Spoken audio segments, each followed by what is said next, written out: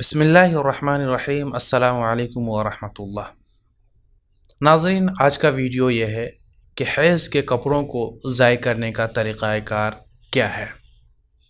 ناظرین، یہ بہت ہی مختصر ویڈیو ہے، اس لیے ویڈیو کو مکمل دیکھیں، پوری بات آپ کو سمجھ میں آئے گی۔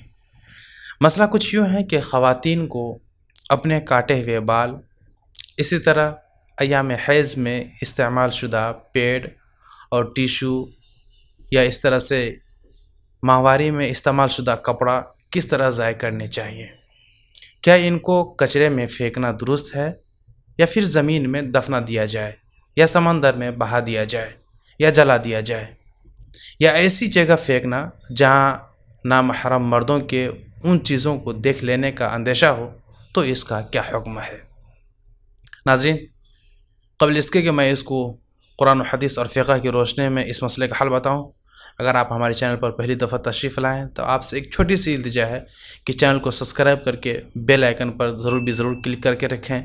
اس سے یہ ہوگا کہ میں جب بھی کوئی ویڈیوز اپلوڈ کروں گا تو اس کا نوٹیفیکیشن آپ کو بر وقت مل جایا کرے گا۔ ناظرین، صورت مسئلہ میں بہتر یہی ہے کہ خواتین اپنے غیر ضروری کاٹے ہوئے بال، حیض کے کپڑے، یا اس طرح سے حیض کے پیڈ یعنی ماہواری کے پیڈ یا ٹیشو، جو بھی شکل ہو، کسی زمین وغیرہ میں دفنا دیں۔ یہ سب سے بہتر ہے۔ لیکن اگر دفنانے کے بجائے جلائے جائیں یا اور کسی متبادل طریقے سے ضائع کریں، تب بھی شرعاً جائز ہے، اس میں کوئی حرج نہیں ہے۔ البتہ ایسی جگہ پھینکنا جو گندگی یا بیماری یا بے حیائی پھیلانے کا سبب ہو تو یہ مکروہ ہے، چونکہ آپ ایسی جگہ پھینکیں گے جہاں غیر محرموں کا نظر پڑے گا تو اس سے بے حیائی کے پھیلنے کا سبب ہے، اسی لیے یہ مکروہ کے درجے میں آتا ہے۔ اور یہ فتویٰ آپ فتویٰ عالمگیر اور فتویٰ الہندیہ میں دیکھ سکتے ہیں۔